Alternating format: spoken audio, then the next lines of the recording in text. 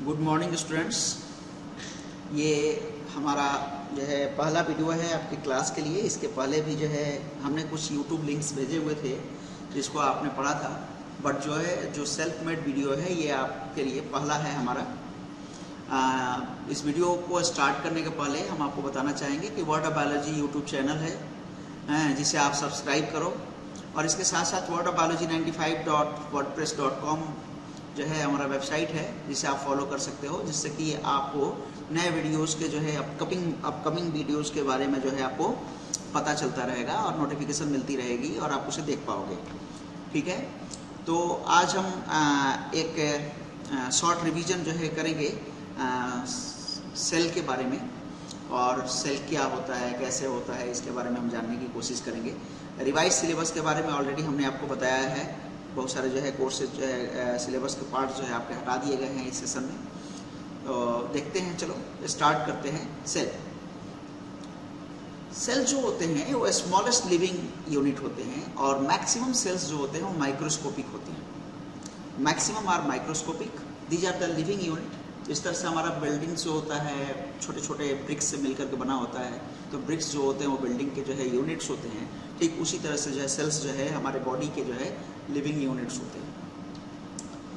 और जो सेल्स हैं इनको अगर हम देखें तो सेल्स की बारे में जो है सबसे पहले रॉबर्ट हुक ने जो है बताया था नियर अबाउट 1665 में, और उन्होंने जो है कॉर्क से जो है सेल्स के बारे में बताया। कॉर्क के जो है एक स्लाइड को उन्होंने देखा जिसमें छोटे छोटे चैम्बर्स दिखे, जैसा ये चैम्बर यहाँ पे आपको दिखाई दे रहा है, और इन्हीं चैम्बर्स के आधार पे जो है उन्होंने जो है बताया कि जो है सेल्स जो होते हैं वो स्मॉलेस्ट यूनिट होते हैं। एक्चुअली सेल की मीनिंग ही होती है वेरी स्मॉल चैम्बर। तो ये देखो, ये छोटे छोटे चैम्बर्स दिखाई दे रहे हैं हमें, और इन्हीं के आधार पर उन्होंने नाम दिया सेल्स। सेल थियरी जो है स्लाइडेन एंड स्वान ने दिया।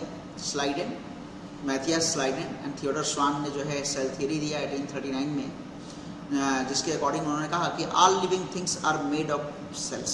जितना भी लिविंग सेल्स होते हैं वो सभी जो है सेल्स से बनते हैं। लिविंग बॉडीज जो होते हैं सेल्स से बनते हैं। बाद में लगभग 50 साल बाद रुडोल्फ बर्चाउ ने सेल थियरी में एक लाइन और जोड़ा, एक स्टेटमेंट और जोड़ा।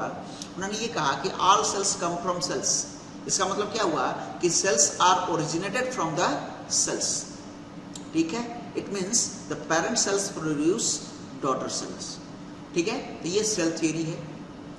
प्रिंसिपल ऑफ सेल थियरी वो यही, इन्हीं दोनों पॉइंट्स को यहाँ पे दिखाया गया है। देखो, all living things are made of cells and smallest living units of structure and function of all organism is the cell and all cells arise from pre existing cells. यही वो पॉइंट था, यही वो स्टेटमेंट था जिसे Rudolf बर्चाउ ने जो है ऐड किया था सेल थियरी में।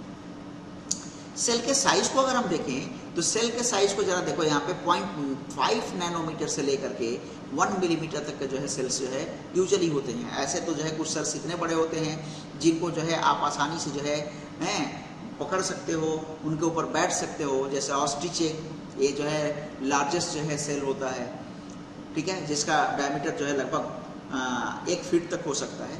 ठीक है, और ये सारे जो है सेल्स हैं। यहाँ पे देखो, ये टिपिकल प्लांट सेल दिखाया गया है। ठीक है, ये न्यूरॉन है, नर्व सेल्स। ठीक है, ये HIV है, ये ह्यूमन रेड ब्लड सेल्स हैं। ठीक है, तो ये जो है अलग अलग तरह के जो है सेल्स दिखाए गए हैं। ये जो वायरस दिखाया गया है। ठीक है, तो इन सबको दिखाने की कोशिश की गई है। इनमें से जो है यहाँ तक के जो है साइज को जो है अगर हम चाहें तो अनएडेड विजन कर सकते हैं, जिसको हम आसानी से अपनी आंखों से देख सकते हैं। यहाँ तक यानी 100 नैनोमीटर तक के जो है साइज को हम जो है लाइट माइक्रोस्कोप से देख सकते हैं। और लाइट यानी जो स्कूल में जो आपके विद्यालय में जो होता है माइक्रोस्कोप, उससे छोटे सेल्स को देखने के लिए इलेक्ट्रॉन माइक्रोस्कोप की जरूरत पड़ती है। तो सेल का साइज जो वेरी करता है बहुत ज़्यादा। Cells have large surface area to volume ratio. देखो, एक ही चीज जान लो कि जितना छोटा सेल होगा,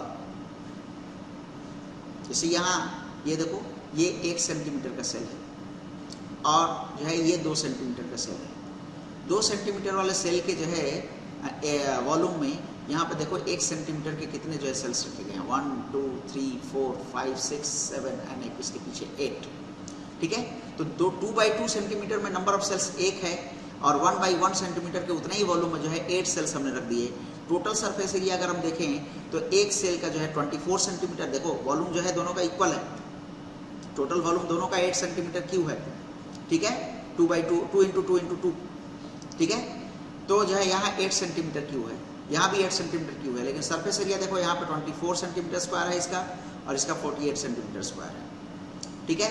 जरा सरफेस एरिया और वॉल्यूम का जो रेशियो देखेंगे, यहाँ पे 3:1 का है और यहाँ पे 6:1 का है। तो जितना छोटा सेल होगा उसका surface area to volume ratio जो है उतना ही ज़्यादा होगा, ठीक है। जो सेल्स होते हैं उनके जो है चारों तरफ एक मेम्ब्रेन होता है जिसे हम प्रोटोप्लाज्म कहते हैं, जिसे हम सेल मेम्ब्रेन कहते हैं। उसके अंदर जो लिक्विड होता है, जो फ्लूइड भरा हुआ होता है, उसे हम प्रोटोप्लाज्म कहते हैं। और उसी प्रोटोप्लाज्म में बहुत सारे छोटे छोटे सेल ऑर्गेनेल्स होते हैं जो कि सेल के अंदर पाए जाते हैं। सेल दो तरह के होते हैं, प्रोकैरियोट्स एंड यूकैरियोट्स। ऑलरेडी आप इन दोनों तरह के सेल्स के बारे में पहले से भी पढ़े हुए हो, चूँकि हम एक शॉर्ट रिवाइज करा रहे हैं आपको, ठीक है। तो ये प्रोकैरियोट्स और यूकैरियोट्स जो है सेल्स दो तरह के होते हैं। प्रोकैरियोट सेल्स और यूकैरियोट सेल्स में अंतर क्या होता है? प्रोकैरियोट सेल्स की खास बात ये होती है कि उनमें न्यूक्लियस नहीं पाया जाता और यूकैरियोट्स में जो है न्यूक्लियस पाया जाता है। बिकॉज प्रोकैरियोट्स, कैरियो मीन्स होता है न्यूक्लियस और प्रो मीन्स होता है प्रिमिटिव, यू मीन्स होता है वेल डेवलप्ड। तो प्रिमिटिव न्यूक्लियर मटेरियल्स पाए जाते हैं प्रोकैरियोट्स में और यूकैरियोट्स में वेल डेवलप्ड न्यूक्लियस पाया जाता है। यहाँ पे देखो ये प्रिमिटिव न्यूक्लियर मटेरियल्स जो है दिखाई दे रहे हैं। There is no any nuclear boundary और न्यूक्लियर एनवेलप, न्यूक्लियर मेम्ब्रेन नहीं है, न्यूक्लियर मटेरियल ऐसे ही जो है फैले हुए हैं, ठीक है। इसको हम कुछ इस तरह से समझ सकते हैं, जैसे मान लो कि हम जो है एक बड़ा सा टब लें, उसमें वाटर लें और एक बैलून लें। बैलून के अंदर जो है हम कई सारी चीज़ों को मिक्स करके जो है बैलून के अंदर भर दें। बहुत सारे जो है डस्ट हो, पार्टिकल्स हों, ग्रेपल्स हों, हैं, और शुगर सिरप हो, इन सबको मिला करके हम बैलून के अंदर रखें और बैलून को जो है उस टब के अंदर रखें। तो ये जो सेल बनेगा ये हमारा यूकैरियोटिक सेल बनेगा।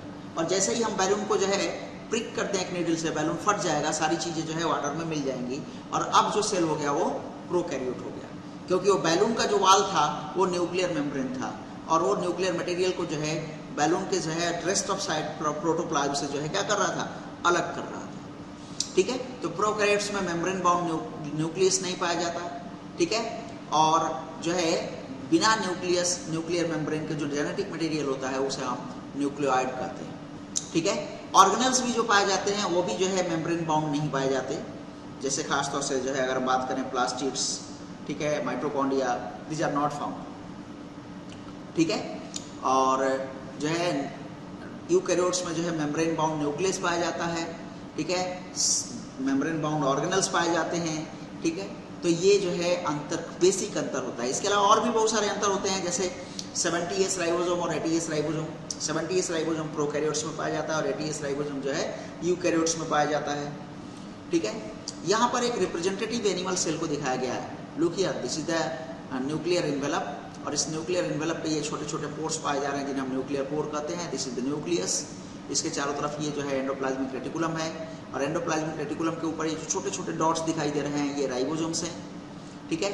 ये पूरा का पूरा जो है फ्लूइड जो है वो साइटोप्लाज्म है और इसमें ये जो उभरे हुए स्ट्रक्चर्स दिखाई दे रहे हैं अलग अलग, these are the cell organelles. ये कुछ उसी तरह से है जैसे हम एक कटोरी, एक बाउल खीर का लिए और खीर में जो चावल और दूध है वो साइटोप्लाज्म हो गया और जो ड्राई फ्रूट्स हम दिखाई दे रहे हैं अलग से अलग अलग तरह के, वो जो है सेल ऑर्गेनेल्स हो गए, ठीक है।